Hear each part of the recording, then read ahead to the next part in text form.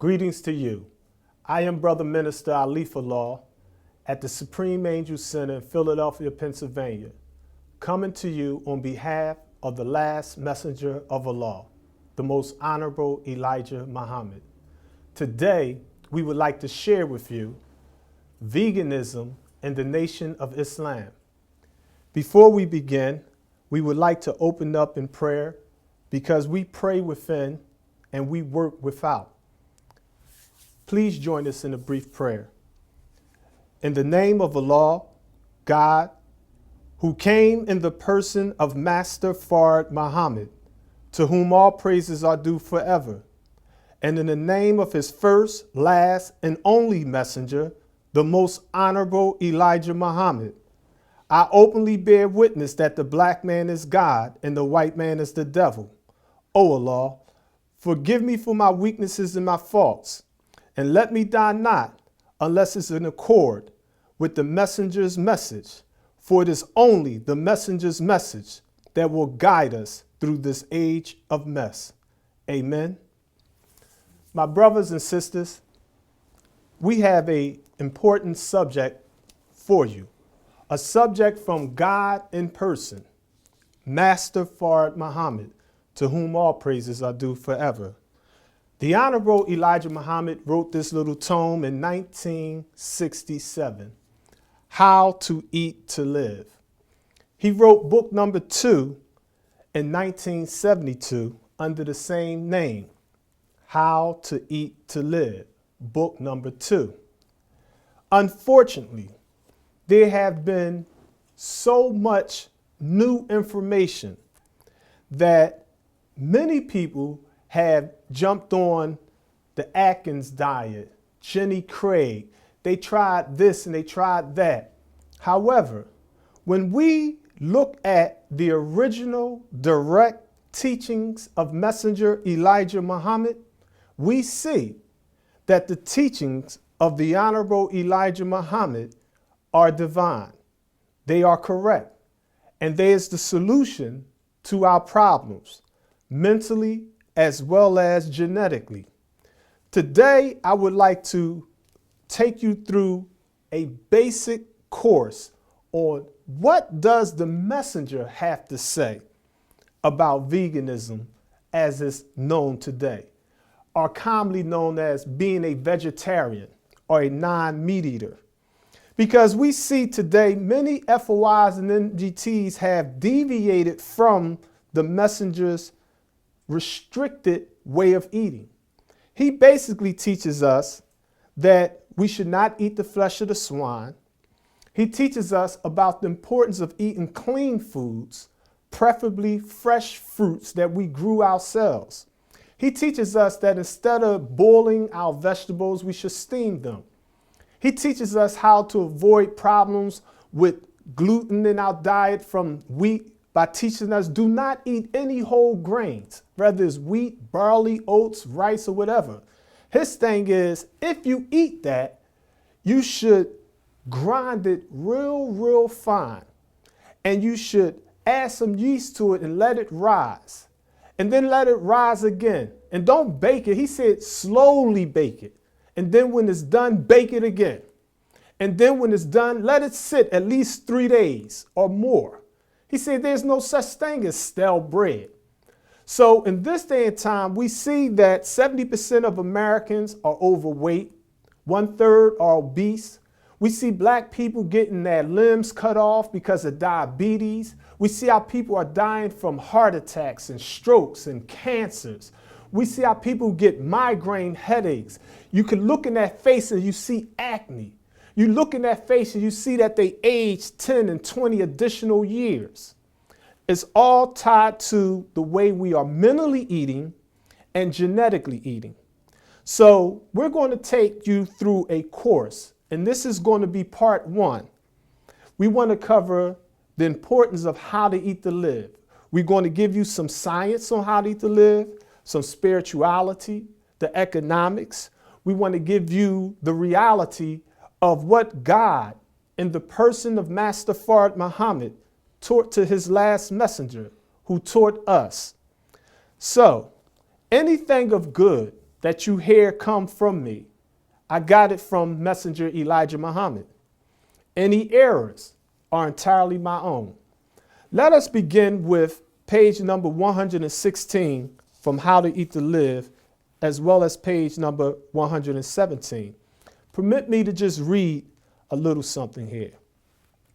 The Honorable Elijah Muhammad says, by nature, the human body was not made to digest meats. Meat causes a great shortening of our lives. We all eat meat.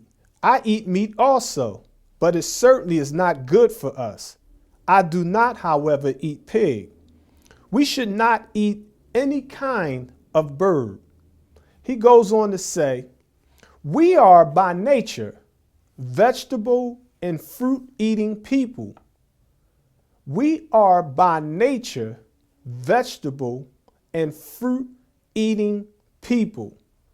Now, the messenger in How to Eat to Live explains to us about the very nature of the original people. He teaches us that by nature we're actually vegetarians. By nature we're not designed to eat the flesh of the swine. We're not designed to eat beef or chicken or turkey. A lot of people think that it's okay to eat fish.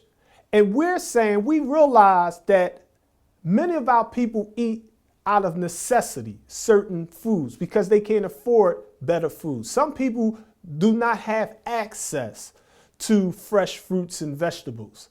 Some people are incarcerated, so they can't control their diet or their way of eating. So the messenger teaches us that actions are judged by intentions. So what he did was he gave us a global message designed to fit the black man, woman, and child from head to toe. Regardless of your condition or state, you'll find something in How to Eat to Live for you. Maybe you're eating pork. His thing is you shouldn't eat pork.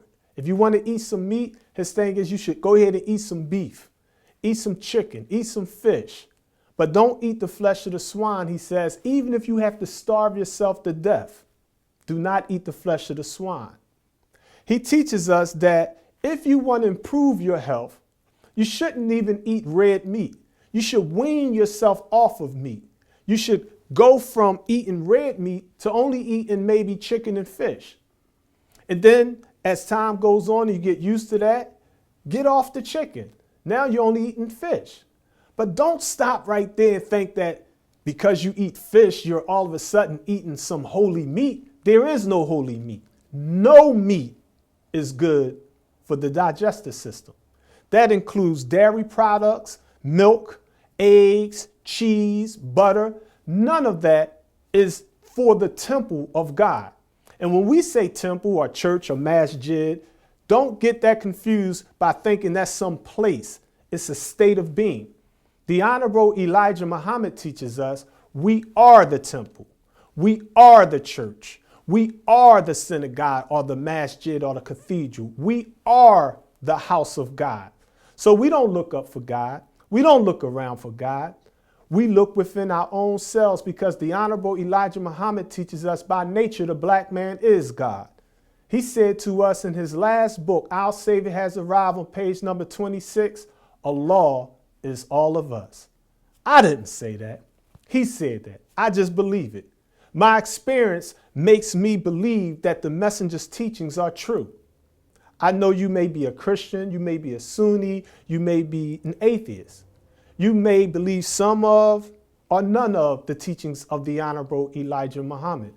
I believe all of the teachings of the Honorable Elijah Muhammad. So I'm not trying to be dogmatic. I just want to share with you that which he has shared with us. He said that by nature, we are vegetarians.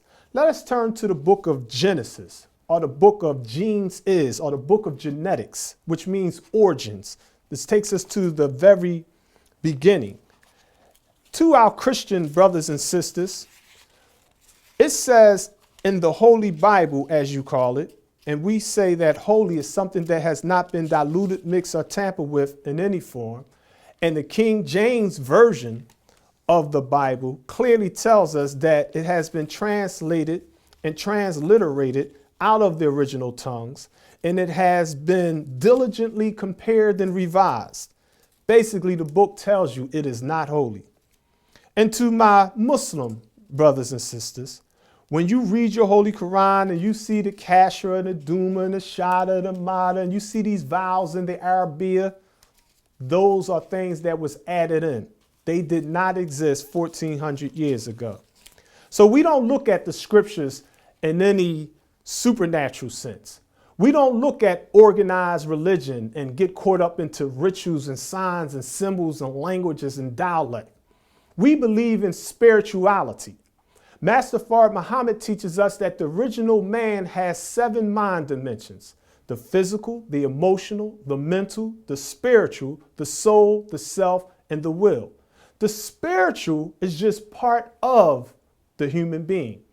The spirit is not independent of the being, it's part of the being. The Honorable Elijah Muhammad says it's like seeing steam come out of the kettle. The steam does not act on its own volition. There is a cause for any effect, even if we don't understand or comprehend it. So it is the water that is vibrating inside of that kettle that produces the steam. So it is with the spirit. It is our thoughts, it is our actions that are in motion, that are set on space-time, that brings about the spiritual. So we can come from the physical plane to an emotional plane, to a mental, to a spiritual, a soul, the self, all the way up to the will of Allah himself. The scripture says to us in the book of Genesis, and when we read the book of Genesis and we speak about things about talking snakes, we're not interpreting it in a spooky sense. We read the scriptures and prophecies with the light of Messenger Elijah Muhammad's teachings. It says in the book of Genesis, "But of the fruit of the tree which is in the midst of the garden, God has said, ye should not eat of it, neither shall ye touch it, lest ye die." Now here we're reading about God teaching Adam and Eve about a dietary law. It says in Genesis chapter 3, verse 2, "And the woman said unto the serpent, we may eat of the fruit of the trees of the garden." So in the beginning, those that were inside this garden were taught a dietary law. They were taught that they could eat of the fruit of the garden. But God explained to Adam and Eve, symbolizing the white race, don't eat of the forbidding fruit. So when we read in these scriptures about Adam and Eve, and we read about them eating to live, we see that originally God taught them to eat a vegetarian diet. They did not eat lamb. They did not eat chicken. They did not eat fish. Their original diet was fresh fruits. Now, our scientists, one of them, when he came to early America, the founding fathers were intrigued with him because they put some food on the table for him in a cornucopia or inside of a fruit horn, and he wouldn't eat that fruit. And they couldn't understand why not. And he explained to them, he said, that fruit that you have sitting around your house on the dining room table or on the living room table, that's garbage. You want me to eat some garbage? And they was like, this is fresh fruit. And he said, that's not fresh fruit. And he took them outside to Mother Nature. And he showed them a fruit tree. And he explained to them, you see this fruit, say you have an apple tree. You notice that the apple has a stem. You notice that every newborn form of life has a stem. Human beings have what we call an umbilical cord. It connects you to your umi or your mother. So he explained that once you separate that fruit from the tree, it's like a doctor cutting the umbilical cord, making the baby independent of his mother or making it a living soul. So the vitamins and nutrients that's in this fresh fruit, you take it off of the tree, you rinse it and you eat it. That is fresh fruit. But taking and going to the supermarket and buying some bananas that was shipped from overseas and they was dark green and placed under ultraviolet light so they won't spoil and they could have a longer shelf life.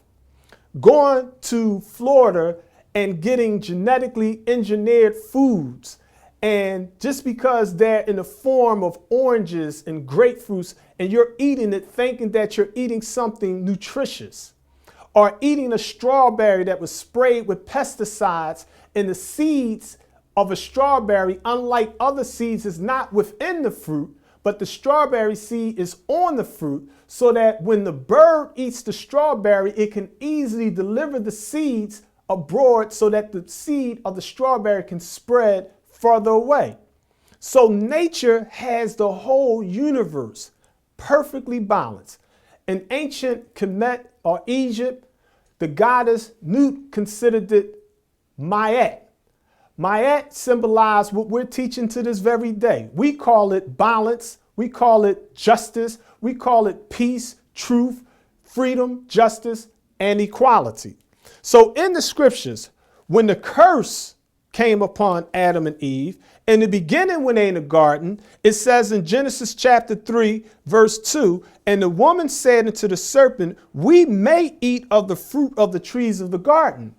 But then you'll notice later on in Genesis chapter 3, verse 18, it says, thorns also and thistles shall it bring forth to thee, and thou shalt eat the herb of the field. Think that over for a moment. In the beginning, God designed Adam and Eve in such a way that they would be immortal. The concept of aging, Master Fard Muhammad said, will not exist in the hereafter. He teaches us that in the hereafter, we would psychologically and biologically have the youth and vigor of a 16-year-old. You'll find that in Honorable Elijah Muhammad's last book in 1974, And Our Savior Has Arrived. Think about that. Human beings on earth are designed to be immortal.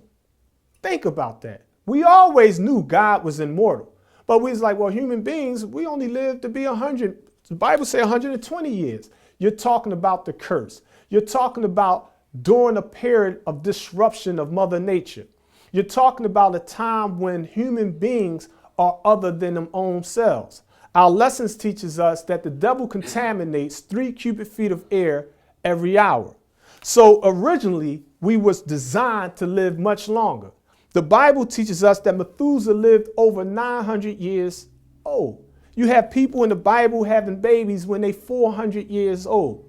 These are talking real calendar years of 365 days, 5 hours, 48 minutes, and 46 seconds. So here in Genesis chapter 3, verse 18, God curses them, and part of the curse is the eating of herbs. What does this mean, herbs? Herbs is talking about what we call in this day and time vegetables. Vegetables was not originally part of the diet of the original man and woman.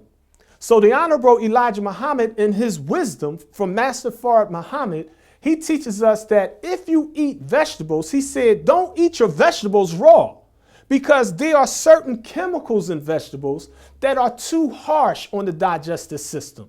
He teaches us, don't just run out thinking you could go eat peanuts and almonds and walnuts. They're too rough on the body.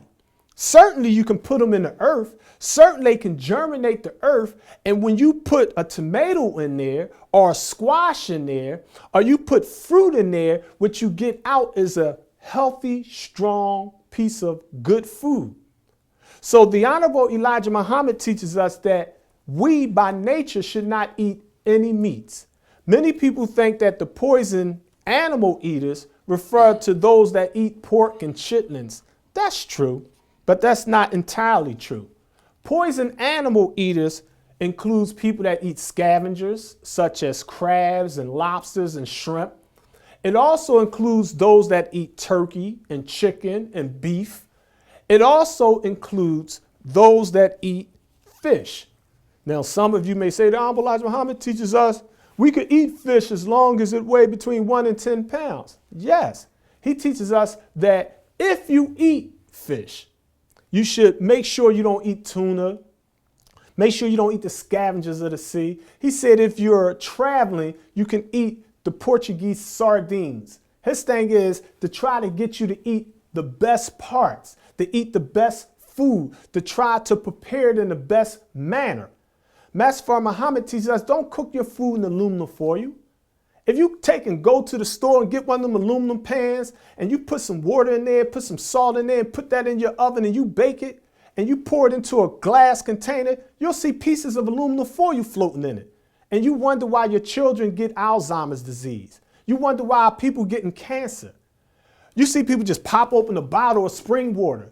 Do you know what that plastic is? Do you understand the cancer-causing properties that's in that water is more harmful than any other things on the planet? So we want to be wiser in this day and time. Regarding fish, the Honorable Elijah Muhammad says to us, he said, and I quote him, How to Eat to Live, Volume 1, page number 90.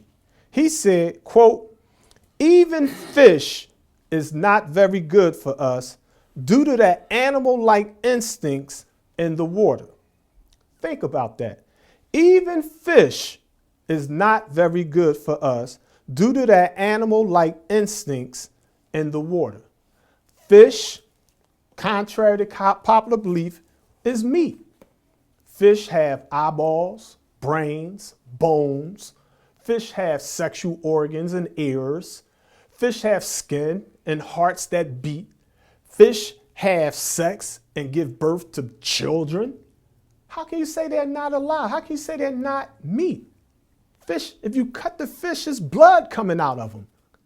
Fish is meat. It's not a sin to eat fish. It's not a sin to eat lamb or chicken or turkey or beef. We're not saying that. And we certainly would never make forbidden that which Allah has permitted. But we want you to understand, if you want to eat to live, the Honorable Elijah Muhammad teaches you and I that the vegan or vegetarian diet is the best diet. Let us take and turn our attentions for a moment to something inside the Holy Quran. I would like to read from Surah or chapter 2, ayat or verse number 168. It says, O ye people, eat of what is on earth, lawful and good, and do not follow the footsteps of the evil one, for he is to you an avowed enemy. O ye people, eat of what is on earth, lawful and good. It's two-pronged. The pig is divinely forbidden, so you shouldn't eat that. But you should also eat what is good. You should take and use some common sense. I understand we're in a modern day and time, in a fast-paced world. Maybe you have a bunch of children you're taking care of. Maybe you got to work real hard. Maybe you want to go. But if you go in McDonald's and you see they got a piece of pork and the eggs, or they got cheesesteak and eggs for breakfast, you'd be like, okay, if I'm going to eat some junk in here, give me an oatmeal. If you come in there at lunch or dinner and you see they got red meat and chicken that been on steroids and who knows what else, you should say, you know what? Let me get the salad without the meat. It's not that this iceberg lettuce is as healthy and rich as, say, baby spinach or spring mix or something like that. It's just simply you're taking and using your good judgment and discretion and saying, let me eat the best part since I'm trying to survive at this particular time. But if you want to eat to live, and we all should want to eat to live, and like anything, you're not going to be perfect with it. The messenger himself explained he wasn't perfect with his diet, but having that knowledge, wisdom, and understanding, if you have the desire to eat to live. It's not that you're ignoring the fact that every breath we take is polluted. Every sip of water has some type of toxin. It's not that you're saying because you grew your own fruit, that is perfect fruit. We realize that the soil is polluted. We realize that this planet is polluted. But what you're doing is you're helping yourself under the circumstances. You're giving yourself a better way of eating. You're eating to live in accordance with the year of 2015. And that's the best you can do. And what you'll find is you'll see your blood pressure goes down, your bad cholesterol goes down. You'll see that the excess weight come off your body. You'll see your eyes and your hair and your skin become radiant. You'll see your fingernails growing. You'll see your fingernails are pink and healthy. The palms of your hand is pink and healthy. Your gums. You'll see all of the pollutants that's in the devil's world is still there, but it's not in you the way it is in the 85%. Who is the 85%? The mentally dead, poison animal eaters, slaves for mental death and power. The Honorable Elijah Muhammad teaches us in How to Live, book number 2. This is the 1972 version. I would like to read something that he teaches us regarding the vegan diet. He says to us, and I like to quote him again. He says, "Do not be a meat consumer. Be a vegetarian. This is the best menu for our health." Permit me to reread that one more time. Do not be a meat consumer. Be a vegetarian. This is the best menu for our health. He goes on to say to us, he said, "There's much fruits and vegetables that are good for us, but I do not have space to take them all up with you. Many of these are not injurious to our health. There are some people who eat only fruits and vegetables. They are vegetarians and they live a long time. Those who do not go after the wrong kind of vegetables and fruits." We can't just eat anything. If you take and make a fruit salad, you want to be mindful that if you're importing some fruit from this country and this country and this country, and the soil is growing in, if it's a tropical fruit, if it's a regional fruit or a temperate fruit, certain fruits simply cannot by nature adapt to any part of the planet Earth. We don't expect to grow pineapples in Antarctica. We're in Pennsylvania. You cannot take an orange seed and plant it in Philadelphia and expect it to grow. You can't grow a mango in New York City. You can't grow bananas in Chicago. Just because you give it good soil and plenty of water and let the sun hit it in the summer, you'll notice it's not going to produce fruit. Why? Because by nature, the fruit is designed for its locality. So if you took a banana and an apple and put it in with an orange and put some cherries and grapes in there, you'll notice your bananas get all slimy. You'll notice your apples will start turning brown because you just can't put any kind of fruit in the body any kind of way. There's a science to how to eat to live. We have 24 scientists, 12 major and 12 minor, that teaches us the science of how to eat to live. Our lesson number 2 teaches us that we are to study the sciences of life. A lot of people be like, "Brother Minister Alif, you're always sciencing the messenger teachings up." And I look at them and wonder, what is you studying? Because in 1972, in the Theology of Time, the Honorable Elijah Muhammad said, "I just want to teach you the science." Master Fard Muhammad is the supreme scientist. His father was a scientist. We're supposed to be studying the sciences of life. We don't science up the teachings of the Honorable Elijah Muhammad. The teachings of the Honorable Elijah Muhammad is science. But we're so caught in organized religion and spookism, superstition, and technology, we rather take the signs and symbols and rituals and take the misinterpretations and misapplications of old Islam and old Christianity and old Judaism and try to make that apply to the life-giving teachings of the Honorable Elijah Muhammad. What is the result? The FOI and the MGT is just as fat as the mentally dead. The FOI and the MGT is just as sick as the mentally dead, because we are forsaking the original and direct teachings of the Honorable Elijah Muhammad. Therefore, our sin is upon ourselves. But Allah, in His Rahman, in His Rahim, in His beneficence, in His love or His mercy, He always gives us the messenger's message to guide us through this age of mess. I don't care where you live, you should take the time and go back to the original direct teachings of the Honorable Elijah Muhammad. Don't let me, as the minister or captain or secretary or lieutenant or inspector or squad leader, be the middleman or woman between you and Master Fard Muhammad and his messenger. Our duty is simply to keep a lawless messenger out front. Our job is to let you know it's not us, it's a lawless messenger that's teaching this truth to you.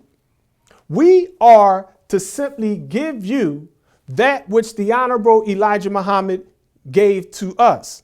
So the messenger said there are some people who eat only fruits and vegetables. They are vegetarians and they live a long time. Those who do not go after the wrong kind of vegetables and fruits. In this series, not today, but in this series, we're going to show you how certain vegetables are detrimental to our health. Certain fruits are designed where if you took an ounce of them and ate them, it would kill you in 9 seconds. There are certain mushrooms, if you ate one, you would drop dead. You can't go out and just say I'm a vegetarian and eat any fruit or any vegetable. Study the creatures. You'll see birds avoid certain fruits. You'll see animals avoid certain vegetables. You have to understand how our ancestors lived. They were wise. They were not a foolish people.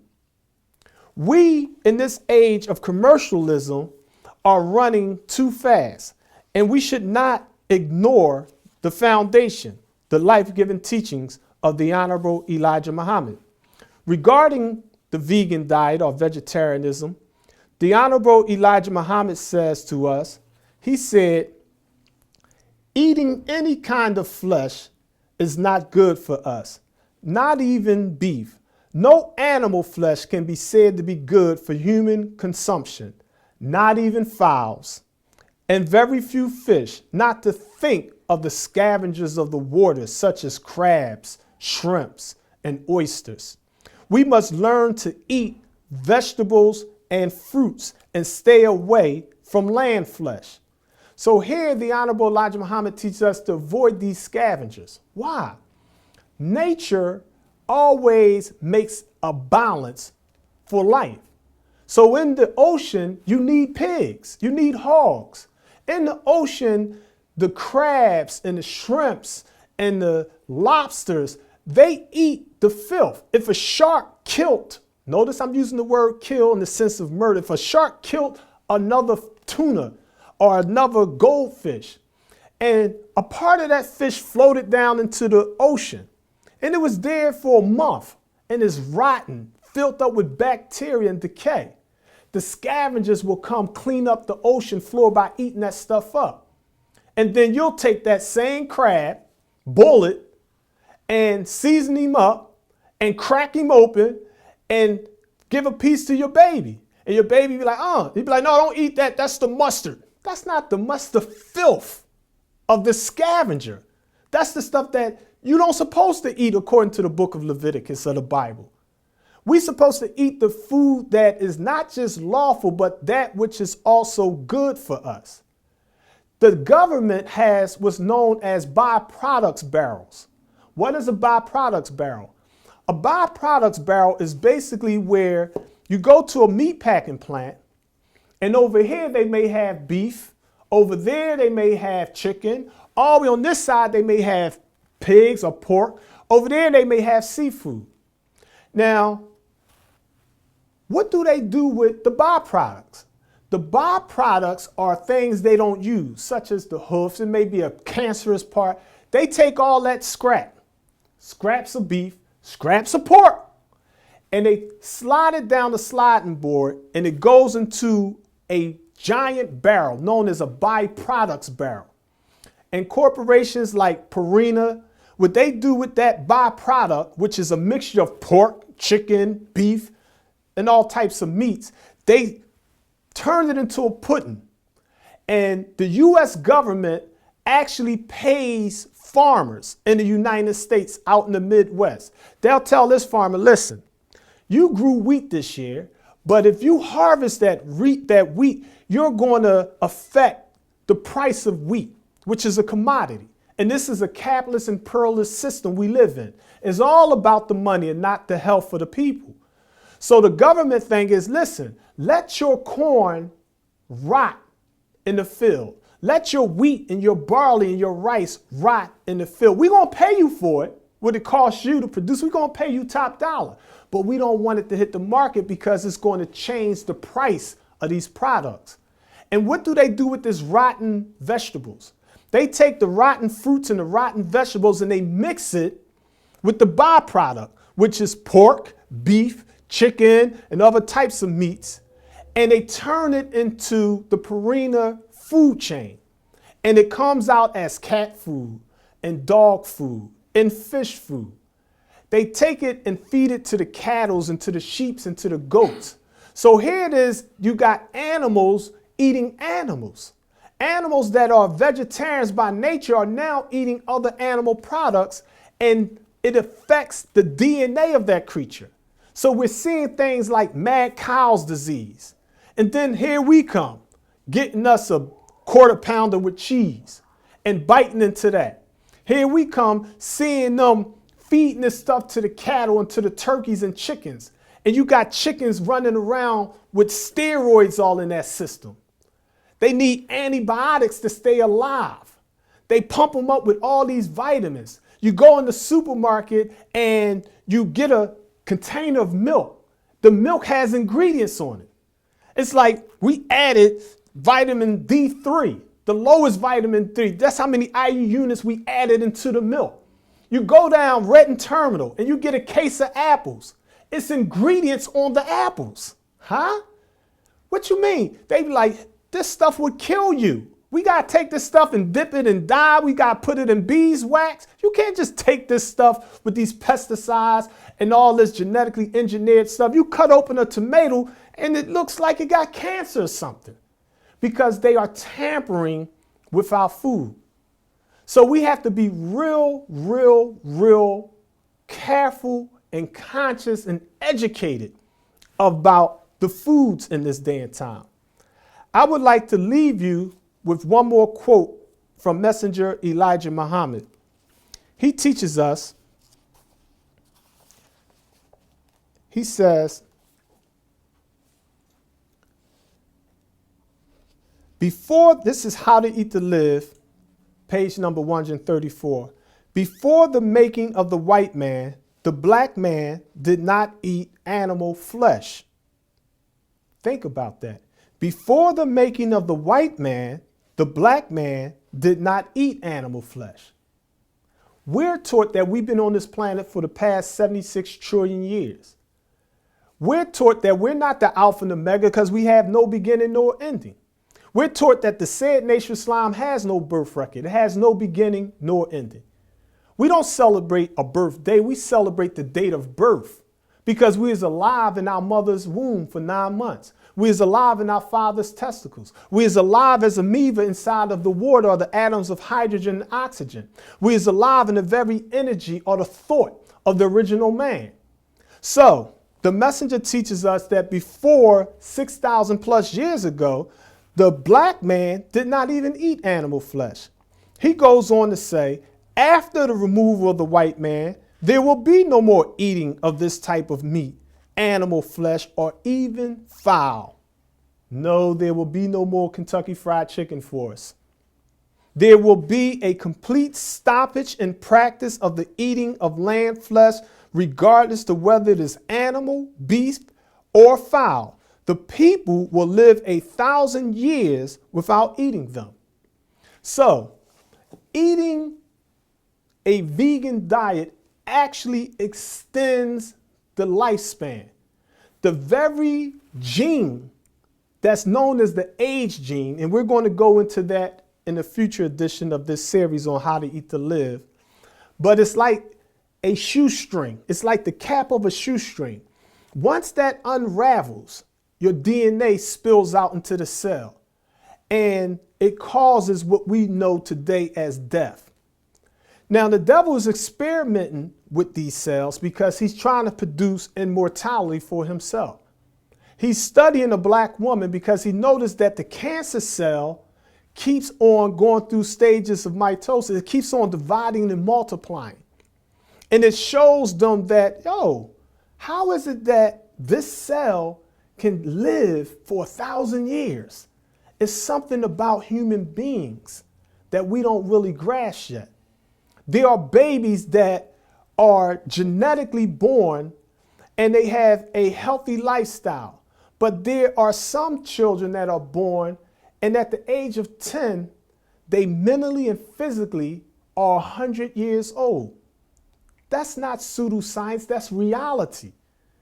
You see these type of children looking like old people with gray hairs, they are wrinkled, their organs are old. They usually die within 10 to 16 years. So think about that. Our concept of time doesn't even exist. Actually, it should be space-time, because you can't have time without space, because the message teaches us time is created by motion. Where there's no motion, there is no time. So time is something that we perceive. So living 1,000 years is us getting back into the vegan or vegetarian way of living. So today's lesson is for you to slowly but surely, at your own pace and at your own time. Maybe you have a strong desire or a strong will. If you do, that's even better. Get off the pork immediately. Get off of the red beef. Get off that white chicken. Get off that white fish. Get back into a strictly vegan way of eating, a vegetarian way of eating. Get into that raw diet. And when we say raw diet, we're speaking of fruit that many look at as vegetables. A fruit is anything that has a seed within or a seed without. Fruit are oranges and apples and cherries and bananas and mangoes, but fruit is also things such as squash, tomatoes, cucumbers. All of these things are actually fruit. You can eat those things raw. You don't have to steam them or none of that. You could just eat that. You could just go out and pick a pumpkin, slice it and eat a piece of pumpkin. A cantaloupe is rich in vitamins and minerals. So if you get into that, the messenger teaches us don't eat a whole bunch of any vegetable. Some vegetables you have to steam them, especially your dark green vegetables. He said you can eat a little spinach. But don't make a habit of eating a bunch of spinach. Yes, it's rich in vitamin B12. Yes, kale is rich in vitamin K. It's one of the richest foods in the world. But there's people that physically die from eating kale. They physically die from eating kale because it's so much vitamin K in it, it's actually a medicine. So the vegetables, according to the teachings of Elijah Muhammad, are good for us if we understand how to prepare them and how to eat them. The vegetables and all those things that we may consider a poison, they serve a purpose. That purpose may be for medicine or healing in the human body. But too much of a good thing hurts us. So the key to how to eat to live is to get back to eating one meal a day, and let that one meal be between 4 p.m. and 6 p.m. And let that meal be a strict vegetarian diet. Eat fresh fruits and steamed vegetables. I thank you for your time. Again, I am your brother, Minister Alif. I welcome your questions, comments, criticisms, and suggestions, you can email me at ministeralif@gmail.com. Until next week, I say unto you, Assalamu Allah, which means peace God and peace goddess. Assalamu alaikum, and peace be unto you. Thank you for your time.